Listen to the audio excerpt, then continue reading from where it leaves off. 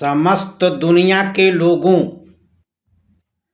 आज और अभी अभी आप सब बिना अगर मगर के यह सत्य जान लें कि जिहाद किसी खास धर्म या किसी महापुरुष का बनाया हुआ शब्द नहीं है, बल्कि अधर्म के ऊपर धर्म का लड़ा हुआ लड़ाई को ही जिहाद कहते हैं।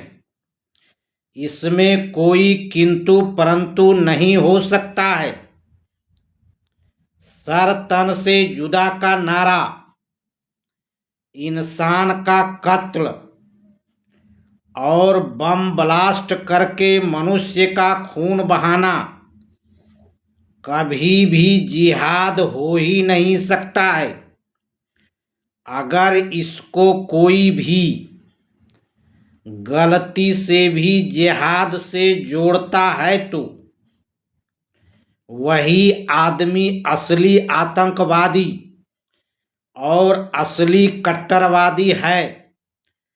हकीकत यह है कि भगवान रामचंद्र जी और रावण का लड़ाई अधर्म पर धर्म का लड़ाई था।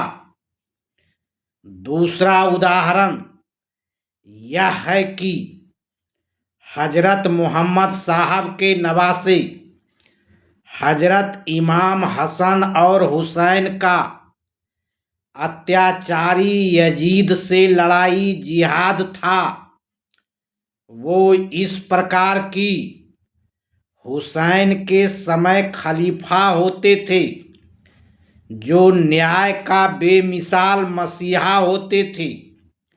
जनता पर किसी तरह का अत्याचार ना हो, इसका जिम्मा खलीफा एवं उनके सहयोगी सदस्य पर रहता था।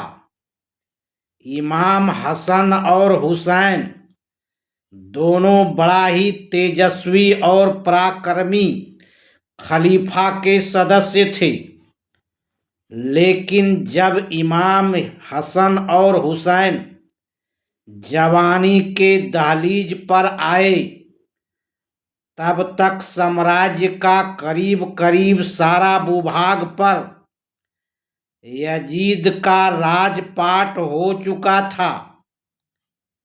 लेकिन यजीद को इस बात से उसको बराबर डर लगा रहता था कि उसके मनसा को अगर कोई रोक सकता था तो वो इमाम हुसैन और हसन थे।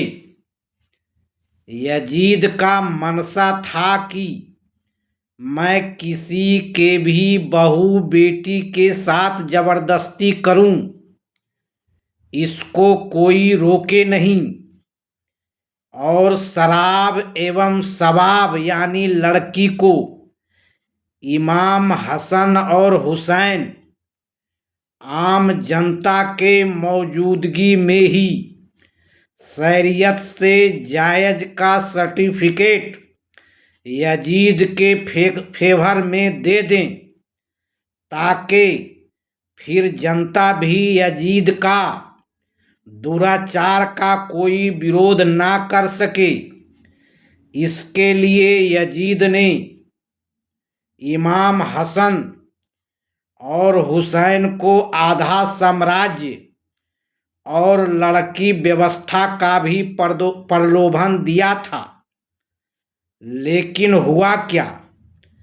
करबला के मैदान में मोहम्मद के दोनों नवासों ने सिर्फ एक बेहद बीमार जैनुल आबदीन को छोड़कर बच्चे के साथ एक एक करके सर कटा लिए, जिसका ही आज नतीजा है कि मिट्टी में मिल गया है।